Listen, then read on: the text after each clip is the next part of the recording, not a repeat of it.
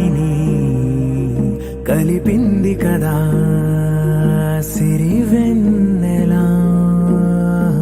దూరమా దూరమా తీరమై చేరుమా నడి రాత్రిలో తెరలు తెరచినది నిద్దురలో మగత మరిచి ఉదయించినదా కులుకులొలుకు చెలి మొదటి కళ. తన నవ్వులలో తళుకు తళుకు తన చెంపలలో చమకు చమకు తన మువ్వలలో జనకు జనకు సరికొత్త కళ.